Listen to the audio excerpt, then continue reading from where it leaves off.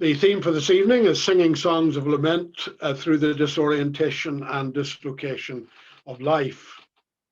Now, human beings have always had rituals and symbols and rites to process grief and loss. From the Egyptian pyramids to the megalithic tombs at Newgrange, and from much earlier archaeological information, we see ritualistic and rites of death processes. There's much of all this we do not fully understand with the passage of time, but from the earliest times, human communities have tried to create ways of dealing with suffering, death, grief, and loss. And religions have always provided rituals and rites and liturgies for grief and loss.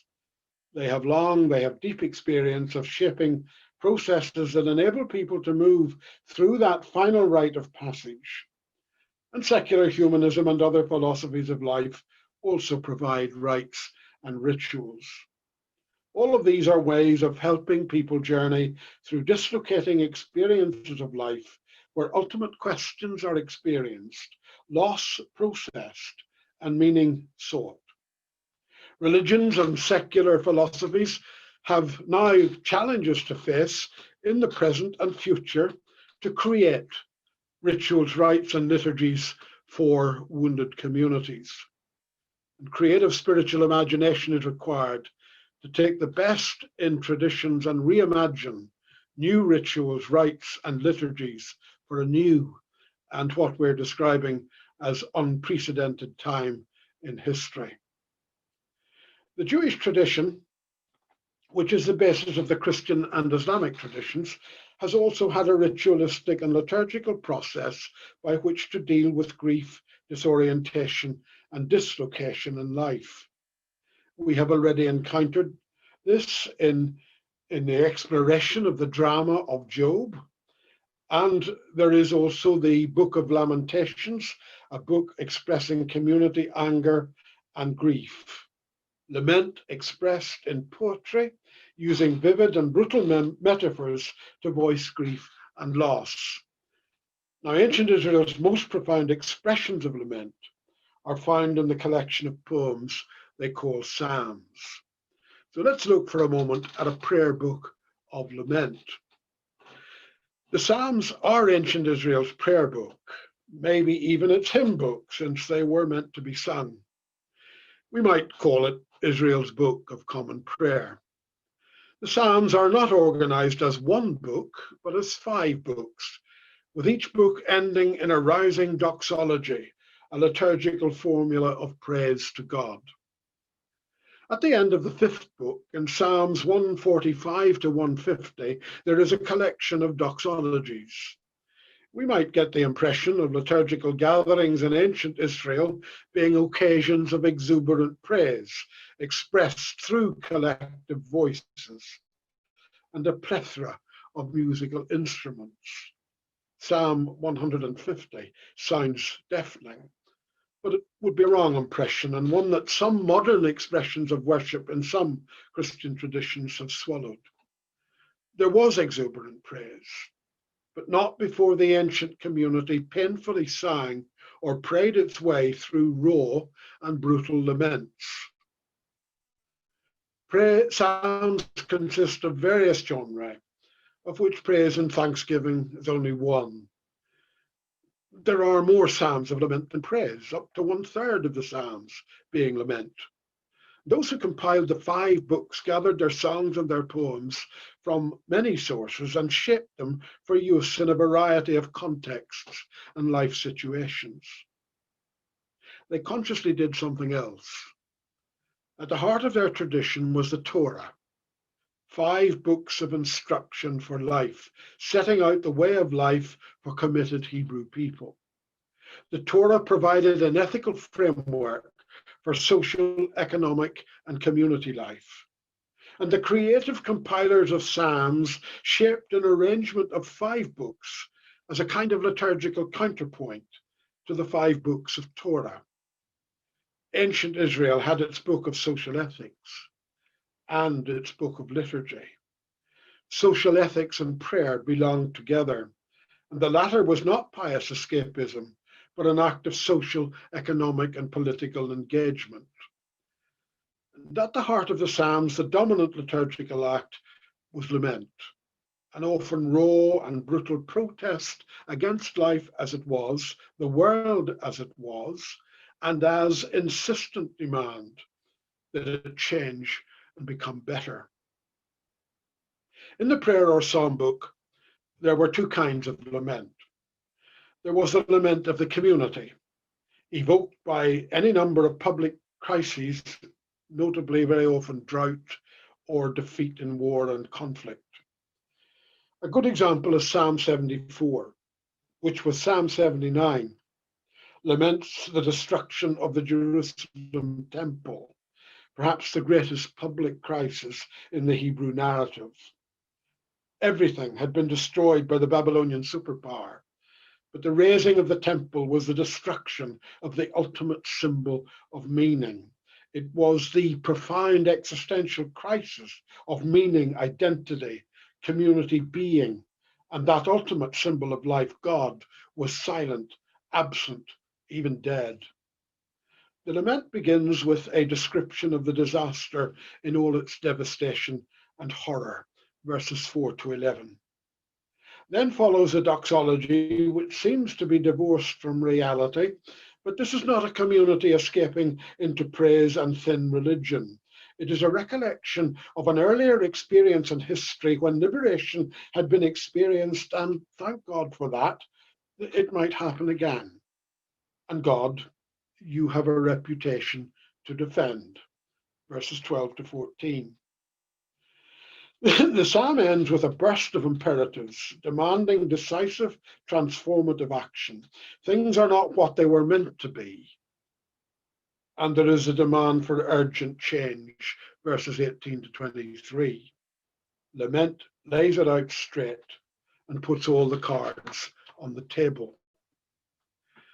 The other form of lament is individual, the raw, angry, blunt voice of a person who experiences sickness, abandonment, loss, total grief, and loss of meaning. Psalm 13 is an individual lament, which begins with complaint. How long will God forget me? How long must this pain go on? How long will this humiliation last? Verses 1 and 2. God, if you're there, do something, or death will be the end of me. Verses 3 and 4. The psalm ends with an expression of trust in the tenacious solidarity believed to be the sacred, and some doxology or praise in verses 5 and 6. Now, we have no idea what time has lapsed between verse 4 and 5, between urgent demand for change and this note of praise. It would, I think, though, be naive to think that the urgent plea moves that quickly to doxology. Life is not like that. Some expressions of religion or secular optimism may want to hurry there, and worse still, hurry the individual there. Laments are more realistic than that.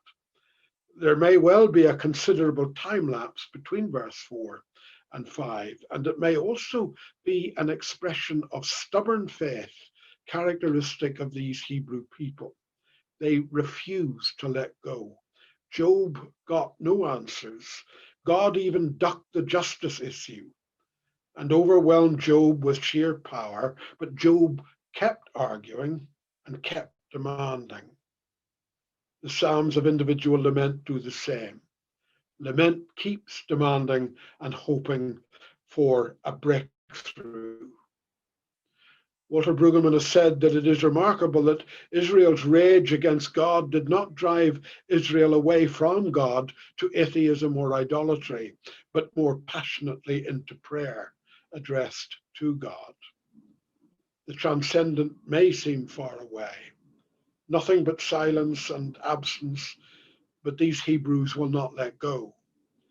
Life may seem existentially meaningless, but they will refuse to be silent. They will refuse to shut up. They will argue, lament, complain, batter at the ultimate door of meaning, expecting a breakthrough. Now, why has the Christian tradition largely abandoned lament in its rituals and liturgies, especially when there are public crises and individual distress and grief and disorientation and pain. Is lament dangerous for a tradition that wants to control and package faith? Is lament too subversive for a triumphalist Christendom faith or a dominating civil religion? Life after COVID-19 will require the discovery and practice of lament in religion and in the secular. So the Psalms of Lamentation, it goes through whatever, the anger and all, but very often at the end of it, he says, I don't understand. I'm angry. I'm frustrated. I don't know what's going on. I'm really, really annoyed. But I still trust you, God. Yeah. You're talking, Paul, about that's a personal experience, not necessarily yours, but anybody's, that there's anger. We don't, is that what you mean? You don't understand what's but we're going still on, clinging to but you're still hanging in idea there. that God is good, that ultimately he can be, he can be relied on, he can be trusted. Okay. Yeah. Okay. Listen, thank you for those contributions. Can we maybe move on and before we go to another round of group discussion and ask what lament does for us? Though lament is known in the Jewish and the Christian and Islamic traditions, much of the Christian tradition in the Atlantic West, I suppose, has eliminated lament from its practice. Now, this may be part of our imperialistic history, our political and religious, that does not permit us to acknowledge vulnerability and weakness. I mean, technologically, we have the answers to everything. We're self-made, we're self-sufficient, inviolable, exceptional, even chosen by the Almighty. We live out of some kind of manifest destiny. We're white, superior, privileged, entitled, and so on. And the response to crises is often a denial. Lament is not for us. It's not for our culture or civilization. And now COVID-19 has ambushed us, appeared from we know not where, and we hardly understand this global, invisible, random virus, which has thrown every dimension of life out of sync. We have a pandemic and we have a crisis. Now, when we eliminate or refuse lament, we perhaps close down the theodicy question. We deny rather than face into the ultimate and most difficult questions of our existence. Why is there a coronavirus at all? Why should this be part of the world we live in? And what purpose does it serve? If the energy at the heart of things is ultimately good, and the arc of life bends towards goodness and justice, then why this virus? But more ultimate still, is there really no goodness or justice in the cosmos? Is there a God? And if there is God powerless or malevolent? If there is nothing there, then where do we find meaning or values for living in a world without goodness or justice?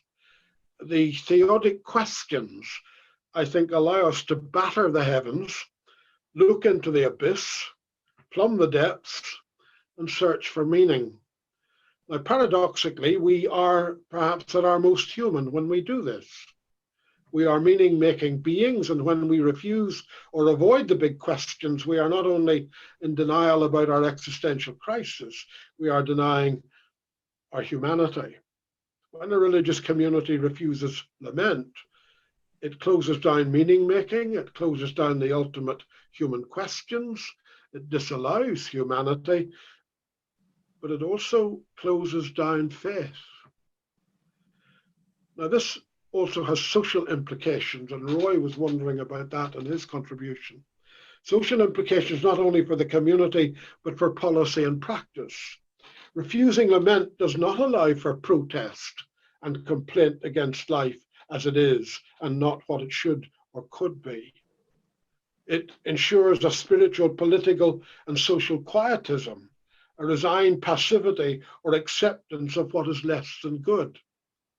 Refusing lament in rituals and liturgies ensures that the rituals and liturgies may well be the opium of the people.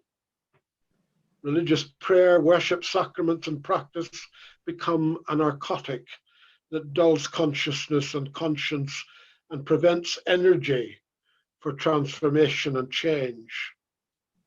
Life is neighborliness, tenacious solidarity, being in it together for well-being, flourishing, and the common good. And this means being open to change, to social transformation, always for a greater good. To refuse lament, in the words of Walter Brueggemann, is finally a practice of denial, a cover-up, and a pretense which sanctions social control. Ancient Israel knew better. When its intellectually creative and spiritually imaginative public theologians brought the 5 books of social ethics, the Torah, into lively relationship with the 5 books of poetic prayer, mainly lament. And so there is an urgency about recovering this paradigm in a COVID-19 crisis. Lament evokes reality, especially when people are in denial or are still pretending that life is well ordered. And despite COVID-19, we can return to normal. We just pick up everything personally, socially, and politically as before. Lament is dangerous because it pushes us to face into how life really is. And in the context of religious practice and liturgy and worship, we experience and we use language which may not be polite or civil. Lament causes us, in Brueggemann's words again, to think unthinkable thoughts and utter unutterable words. Our approach to religious practice and worship may be too often managed and controlled. The Psalms of Lament are neither. The language and thoughts are wild, raw, brutal, honest, angry, telling it as it is. There is no politeness, no sweetness and light, no kind of sugar daddy God, no nice praise songs. Ancient Israel knew humanity, human needs, and lived experience much better. Walter Brueggemann again has said that the remarkable thing about Israel is that it did not banish or deny the darkness from its religious enterprise. It embraces the darkness as the very stuff of new life. They did not think the language of lament was inappropriate for worship. This was not religion saying this language should not be expressed, and certainly not that these experiences should not be experienced or expressed. The awareness and imagination of the lament poets takes them away from life well ordered into an arena of terror, raggedness, and hurt. The Psalms of Lament are indeed, and again it's Brueggemann, no holds barred truth-telling, where at times Israel feels free to voice the deepest urge for retaliation and vengeance against those who diminish life. And God is regarded as an ally in the struggle for an undiminished life. Now, a very vivid example of this is in Psalm 137. You know it, by the rivers of Babylon. A lament in exile, which ends with a cry for the destruction of Babylonian children, so that the perpetrators of horrendous suffering will have no future, no army to inflict further destruction and suffering on anyone. It is a shocking end to a poem prayer, which is often left out of the public reading of the psalm in liturgy. Boney M, the pop group who made the psalm famous as a pop hit, they also left out the vengeance cry. Well, we find this difficult to cope with. But who of us has never had the urge for retaliation? and vengeance. Few, perhaps, if any of us, are without the urge in our thoughts or language and experience. Ancient Israel knew that it could not literally go out and destroy Babylonian children. They were never in any position of power to be able to commit such acts of revenge. And the ethical values of the Torah did not permit it. But they knew the importance of letting it all hang out in prayer and liturgy. The no holds barred truth telling, even with their darkest urges and feelings. And perhaps the denial or silencing of such urges does diminish life. Repression of anger and hurt and traumatized emotions are destructive of well-being. Lament provides a vehicle for honest expression, healing, hope, and the potential for change. This is where we might go to groups again and take the discussion maybe on a little bit further and ask, what might lament do for us? What would it do for us if this became a living part of our worship and our liturgy? Okay, Loretto, we'll head. So let me make the last little bit of input, and then we can wind up with the open discussion. Maybe we can share some thoughts from the last group work thing you had and make a response to this next little bit also. There is one psalm of lament which does not end in hope and does not end with any response from God or from the cosmos. Now, is there a place for this in human experience? Not everyone reaches a breakthrough, has a future of well-being, and Psalm 88 recognizes the experience. For my soul is full of troubles, and my life draws near to Sheol. I am counted among those who go down to the pit. I am like those who have no help. You have put me in the depths of the pit, in the regions dark and deep. Now, what is being described here is a situation of acute vulnerability and powerlessness that pushes one to the very edge of death. And we need to remember that there is no life after death here. Sheol is a shadowy place of the dead, an end. And the experience is of complete abandonment and acute social isolation. The lament accuses God of indifference, of cruel neglect, of causing the social isolation and abandonment by neighbors. The lament, it has been said, dares to mock and tease God. Is God only capable of doing good to those who have no human sensitivity or consciousness, who cannot move and do not know any more that they do not know because they are dead? God is a joke. And this is the honest experience of people, and the honest experience of people of authentic faith. For all their faith in God, this is where they have ended up, and there is no future.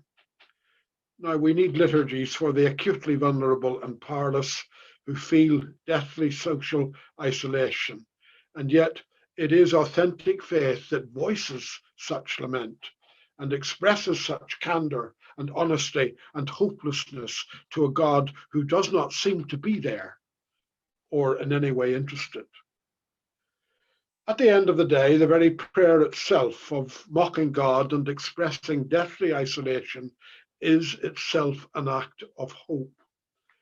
It is a defiant life, refusing victimhood, not even wanting to be a survivor, and courageously living to the end, even if it means living without God and any sense of meaning.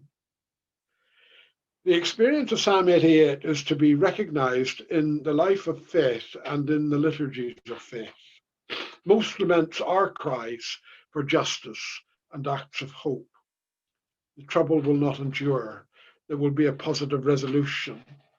And with the exceptions of Psalm 88 and Psalm 39, there is an expectation of breakthrough leading to the expression of praise. Now, and in a modern worship expression dominated by praise, perhaps acts of escapism and denial, psalms of lament only have praise after an honest, raw, no-holds-barred journey through grief, disorientation, loss, and pain. Praise is in the context of struggle and breakthrough. The songs of lament are cries for justice and pleas for God's compassion. The lament, it has been said, implores God to be compassionate to those who suffer, giving voice to human beings in the whole range of afflictions. So the practice of lament in public liturgies and rituals is also a powerful motivation for human action and response. In lament, we become communities of justice and compassion. We pursue justice for those who cry for it. We engage actively to become, in Paul's later words, to become the justice of God. We give concrete expression to being the compassion of God, the tenacious solidarity, good neighbors who care, stand with and share the suffering of those who go down to the pit. In the practice of lament, we weep with those who weep. To affirm, as faith does, that God is just and compassionate, core affirmations of Judaism and Christianity and Islam, that in itself is to be just and compassionate in our living and our relationships with other humans and with the earth. Faith is not in a divine abstraction, not in some kind of metaphysical being, a doctrinal system, a set of propositions, but faith is the doing of justice and the practice of compassion. All faith is incarnational or embodied, intensely practical, or perhaps it's not faith at all. Lament propels us into solidarity and concrete action. And in such solidarity and action, those who cry out of their suffering and despair perhaps can find hope. Now, I don't know what your discussions were, the last set of round of discussions. Maybe some people will share what you had there. But let me throw in a final question as well. Psalm 88, which we've just looked at, ends without any sense of meaning or God. Now, can people living through that experience, can they find a place in our faith communities? Can people living through that kind of experience find a place in the faith community? So over to you for the last 10 minutes or so.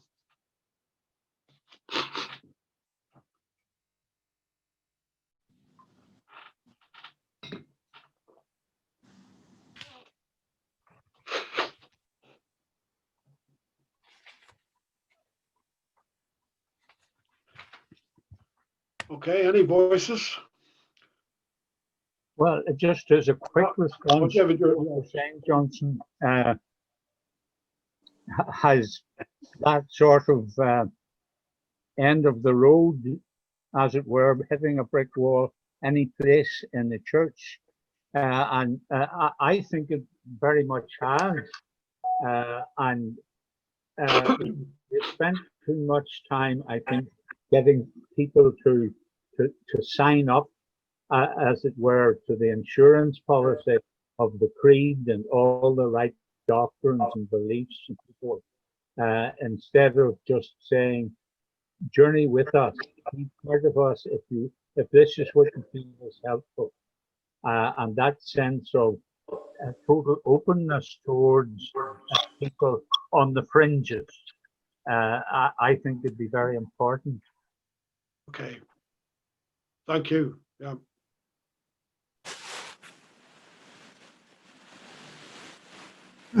I think it's quite a mind-blowing thought.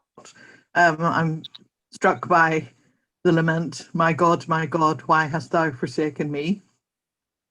And would we want to see that lament stopping before the crucifixion? And it's almost like the lament, the Babylonian one too, is that lament. Do we want it to stop before the last verse? Okay.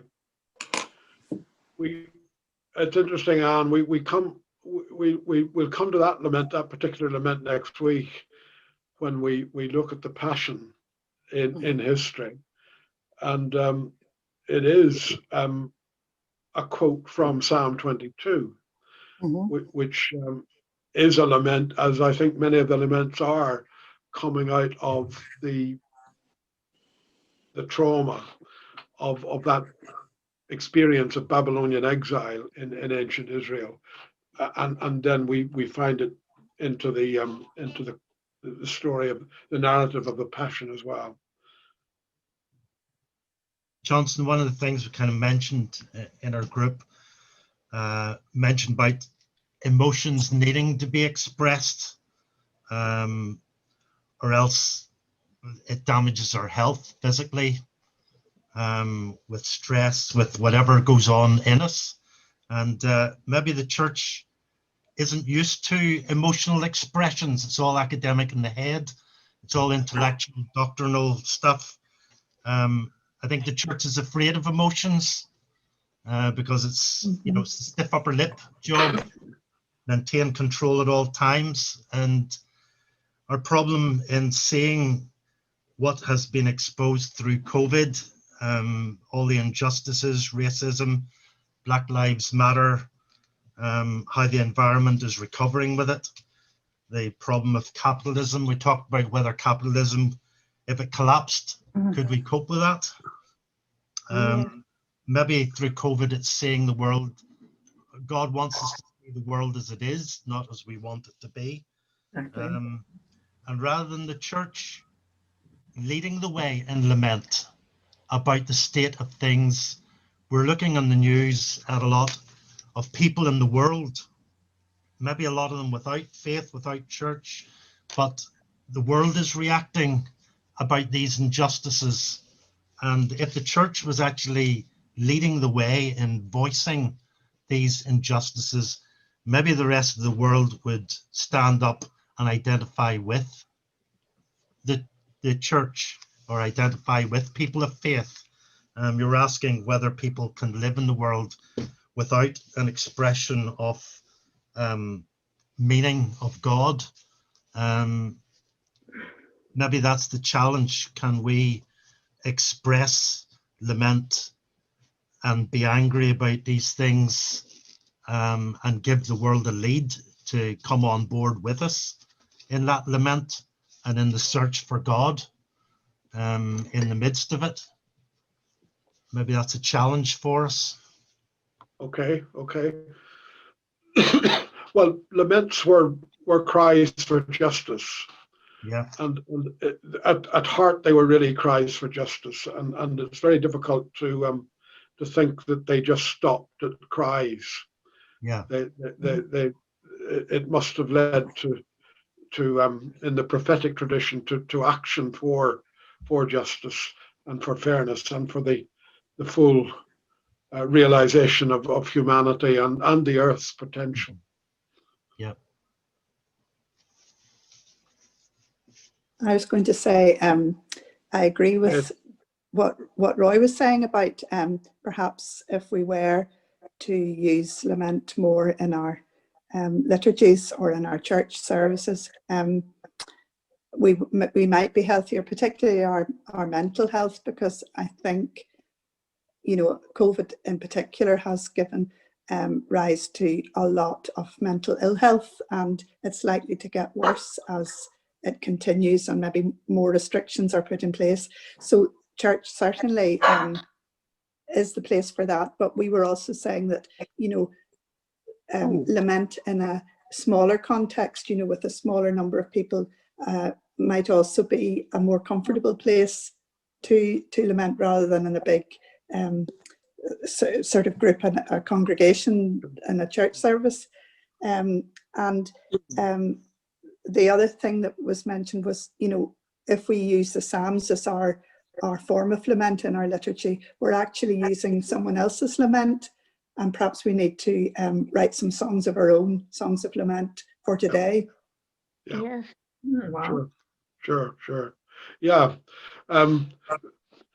Perhaps the Psalms, for starters, can give us a kind of language, and then you're quite right, Grace. I think we need to be producing. I think part of the big challenge for faith communities now, can we produce liturgies that will include lament, that will give expression to our experiences of this pandemic and the mental health issues and the loss and the grief and the inability of so many people to be able to grieve properly, or even to have a proper access to the rituals of death and burial that we normally have. So I think we should be, I hope we are, in some era of creative imagination with liturgy and worship.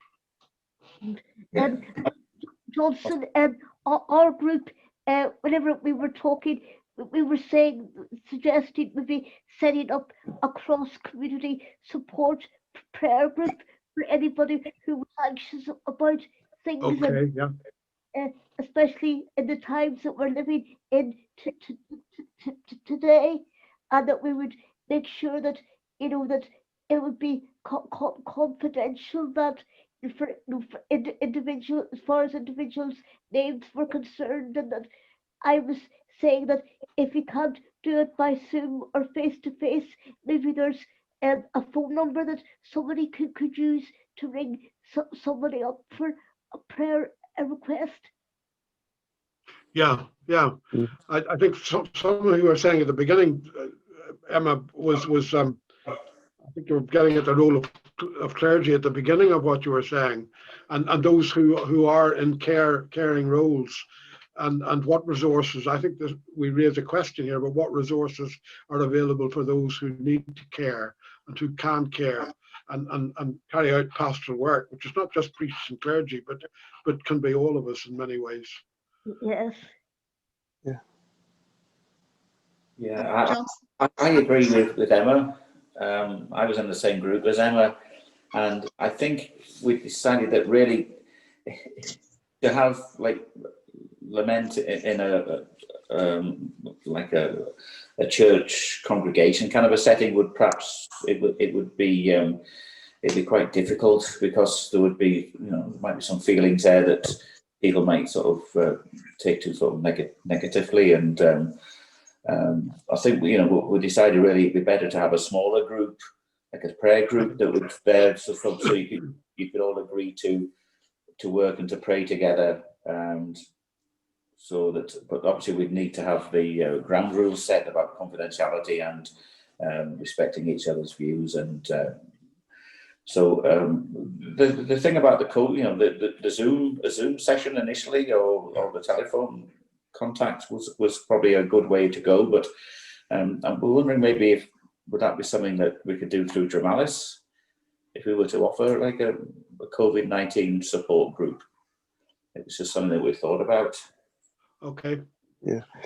In my church, we actually have a thing where there's a kind of a virtual prayer group where people, I've not actually used it myself, but people can get in contact with people through Zoom and a kind of thing where they choose a time to get prayer.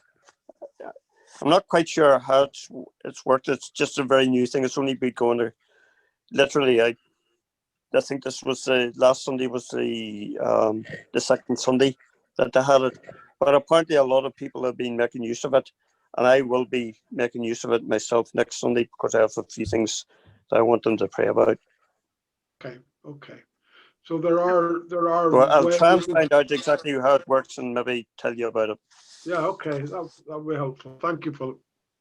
Could I just Paul, raise thank you. one point before we go? I think the question you've asked, can people without any sense of meaning in God find a place in the faith community? I think there's another question behind that which resonates with me, and it's the idea that sometimes people in the faith community are struggling to find any sense of meaning or any sense of God. So the, you know, some part of faith is actually perhaps struggling with the fact that maybe God doesn't exist, or maybe there isn't any meaning. So I think that if we could actually be honest with ourselves about what faith is, what God is, and the fact that it's not always about prayer or pietism. Sometimes you can't pray. It's a very, you know, so I think that if there was greater honesty, that for me is part of the lament that actually Paul mentioned in our first group. It might lead to a deeper sense of what it means to be faithful. Okay, thank you. Yeah, and it's well, that's a note to end on. I think the need for honesty and to acknowledge what sometimes is within ourselves, and the point you make, Kathy, about not being able to pray, not having a language, not knowing how, or whatever. So if the Psalms are covering a broad and a very broad spectrum of human experience, and they are poems and songs of human experience, not church dogmas or doctrines, but human experience, then that vast spectrum of experience ought to have a place within a faith community. And maybe part of a faith community's role very much is to acknowledge that it does struggle and it does live with questions sometimes more than it does with even answers. Okay, listen, folks, we've reached 9 o'clock. We need to call it a day. And thank you for all the participation and for the insightful comments and remarks that all of you have made. We're back next Tuesday night to look at something perhaps a bit difficult, but it's the passion narrative in real history, with a subtitle, Compassionate Solidarity and Presence. So we will be back with lament again, I think, a little next week when we see that particular psalm that features in the passion narrative itself. So until next Tuesday, stay safe and have a good week. Thank you. Bye. Thank you, Johnston. Goodbye, everybody. Thank you, everybody. Bye. Buddy. Thank you, Francis. Bye. Bye, everyone. Thanks, Loretta. Pleasure. See you next time. Yep. All right. Thank you. Bye, Loretta. Bye.